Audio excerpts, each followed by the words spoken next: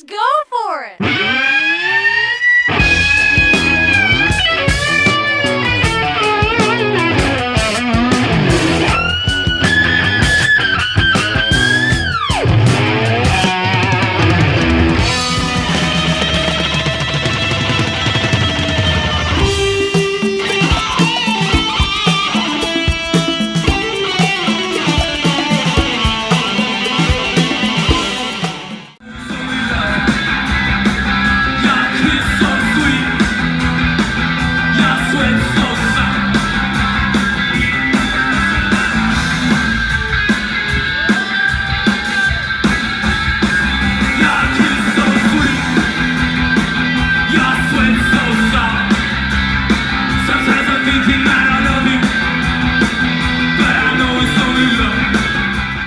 Hey everybody, it's me, your buddy Dave here with a new video for the dark stuff. This is take 3 on this video. The first time the battery died, the second time I didn't actually press record, it was just on pause. Fortunately, I'm not that fucking stupid. I did figure it out about 90 seconds into it. But either way, strike 3, or attempt 3. What you just saw was a live clip of Gang of 4, and I saw them play on Halloween night here in Omaha. It was, they were part of a tour with Omaha band The Faint. They did a month-long tour around the States, and it closed out with a show here in Omaha. Great show. I've been a fan of Gang of 4 for a long time, probably since the early 90s when I was in college, when I first got into them. And that was through this CD. It was a collection called A Brief History of the 20th Century. And it's a 20-song best of from Gang of 4 with all their good songs from the late 70s into the early 80s. And, you know, I just know how significant this band is. There's so many bands that have been influenced by them. Side note, Andy Gill, the main guy from the band, who's still in Gang of 4, produced the debut Red Hot Chili Peppers album back in '84. He produced a Jesus Lizard record. He's produced a bunch of other stuff. So he's also really cool in the production realm as well. So I caught Gang of 4. They were doing this tour, and with them only having one original member left, I was kind of mockingly referring to them as Gang of 1, and I was sort of saying to myself, well, you know, I want to go see Gang of 4 just so I can say I've seen them because they are a legendary band. But is this really like seeing Gang of 4? I mean, I didn't know. I was just like, I'm just going to do it so I can put the little asterisk in my musical history, saw Gang of 4. But I have to say, they were fucking great. Like, they really brought it. Like,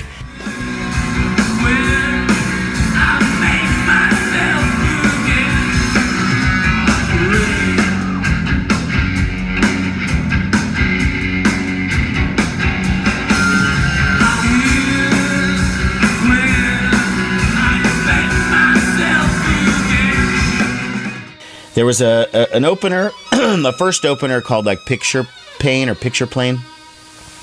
I only caught like 5 minutes of that, and then Gang of 4 came up. They went on at like 8:30, and they were just amazing. They ran through a ton of stuff from their classic album Entertainment, and a couple of new songs, and then maybe some stuff I just didn't recognize, but the young guys that he has in his band, Andy Gill, and then it's like 3 other guys, and they were really great, especially the bass player. That guy was excellent.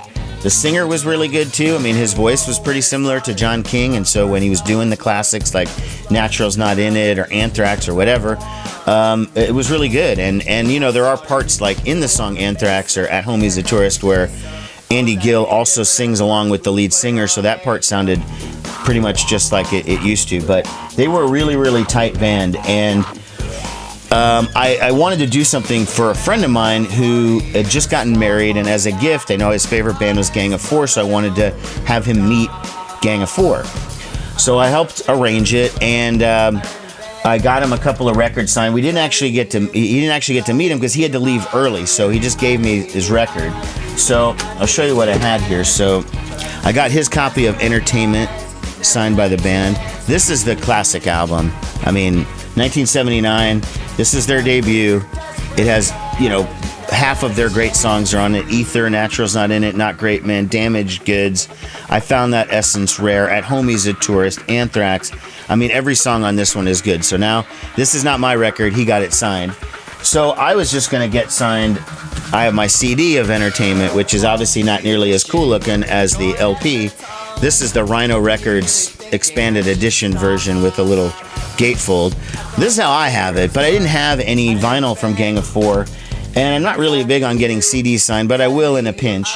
But after seeing them live, I really dug it, and I went over there and to the merch booth, and they had a live album. This one here, Live in the Moment, which you can see is signed by the guys on there. So it's a double live album recorded last year over in England. And it has a lot of the classics. It also has some new stuff. It has To Hell with Poverty, I Found That Essence Rare, Homie's a Tourist, Damaged Goods, Anthrax, Paralyzed, Not Great Men. You know, a lot of the stuff with the current version of the band. It's a double LP, and the record's stored in these plastic sleeves, and it's got this like white splatter looking vinyl. So I haven't had a chance to listen to the record yet, but I was so impressed with their live show that I was just like, fuck it, I'll get a live album, and then I have something for them to sign. So I now have an autographed version of it.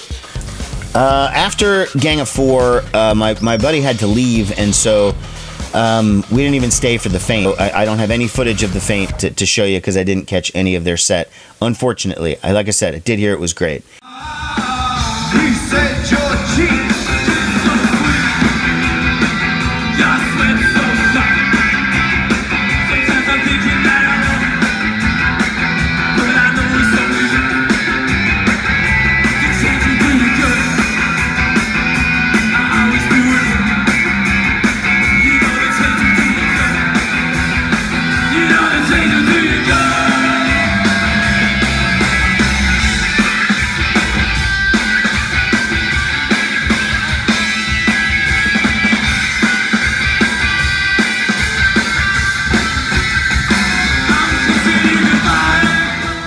So that's the only live stuff I have on that one. I'll get into some new records that I picked up. I'm going to start right now with this one. This is Ruminations from Conor Oberst. This is his brand new album. It's out now on Nonesuch. It just came out. And this is a really, really, really fucking good album. And I'm recommending it to anyone who is watching this video. This is an album that was recorded over a 2-day period in February of 2016 here in Omaha, because Conor's from Omaha. He owns his own studio, and he recorded it over a 2-day period of this record. And it's all acoustic. It's just him and a microphone, sometimes with a harmonica. Sometimes he's playing a piano and a harmonica and the vocals, and that's it. Super sparse, super intimate, super intense. And I guess, the theme of this, or a lot of what this was happening with Conor and why this record came out the way that it did, was if you follow his career through, Bright Eyes and solo, and then his sort of punk band Desaparecidos was reunited last year. They had a record out, they were touring, and all of a sudden Conor had a health scare. I think it was down in Florida or something, I want to say. I don't specifically remember if it was Florida, but I think it was. And he was rushed to the hospital, and the tour was just ended, And a lot of people, when you hear something like that, people are like, oh, drug overdose, it was drugs. And I might have assumed that myself, too. I mean, I know he's not a teetotaler, he's not, a straight edge guy, but he's not especially known for being a druggie either. So it's just sort of like, I didn't know what the deal was. I made that leap. Turns out it wasn't drugs. He really did. He had a cyst on his brain, and it was a serious health issue, and he wasn't hospitalized for a long time, and he actually almost died. And there's a lot of songs on here referencing that period, especially this one, Counting Sheep. Get well balloon, going insane, weight of the world, paper mache, gone with the wind, out into nothing. Just trying to be easy, agreeable. Really, really details sort of that experience of being in the hospital. It's pretty graphic and stuff, but I don't know. Conor used to get a lot of comparisons to Bob Dylan when he first came out. Oh, he's the new Dylan, the young Dylan, the new Dylan.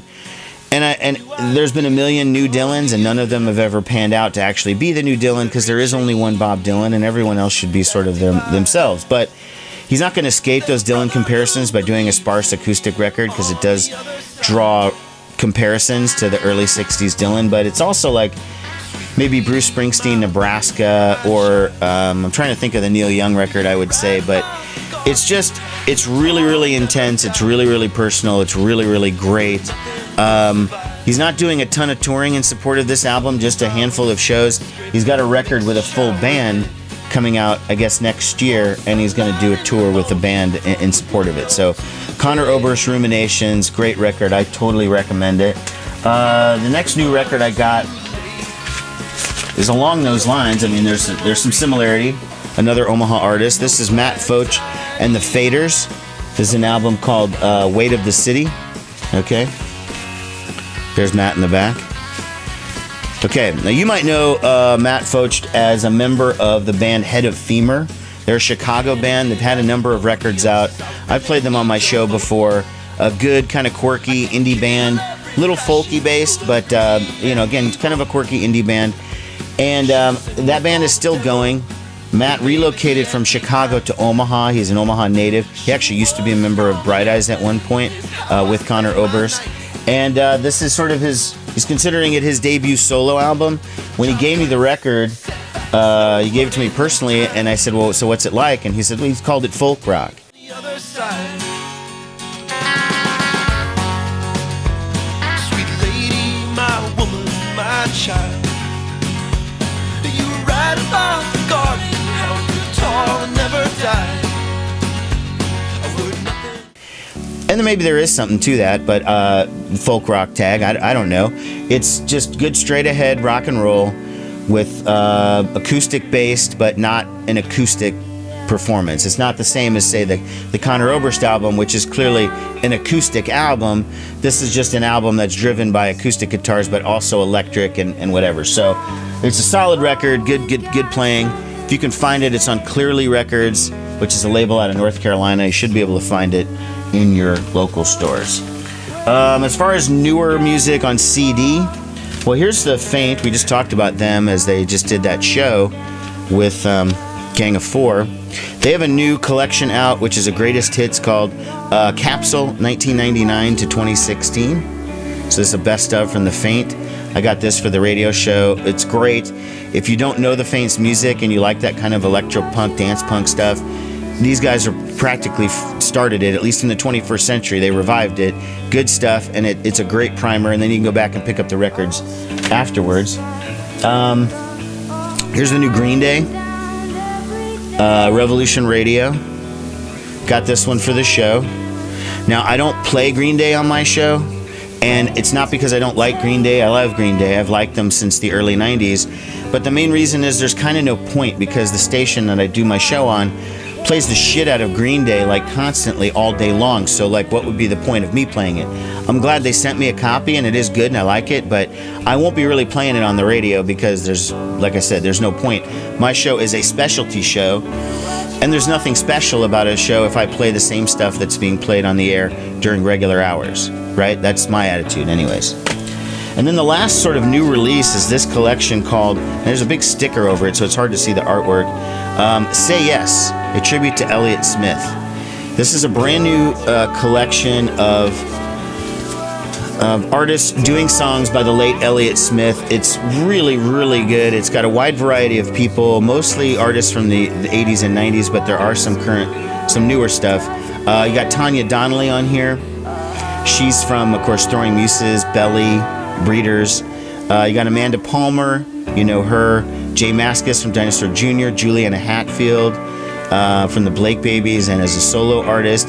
Yuck, that's a rather new artist. William Fitzsimmons is new. Toko Nakayama.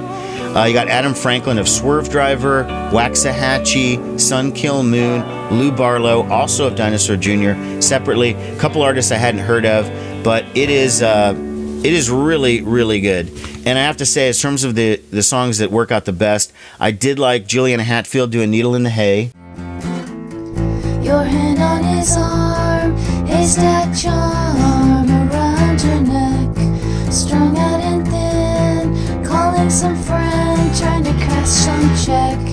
He's acting dumb, that's what you come to expect. I like Tanya Donnelly doing Between the Bars. I think Adam Franklin's Oh Well Okay is great. Really, really good. Jay Mascis does a nice waltz number 2, but I kind of like Lou Barlow's Division Day a little bit better, but that's a better song in my view. And Amanda Palmer does a pretty straight version of Pictures of Me. It's good. Ballad of Big Nothing, which is my favorite Elliott Smith song, done by someone named Julianne Baker, and I don't really know too much about her.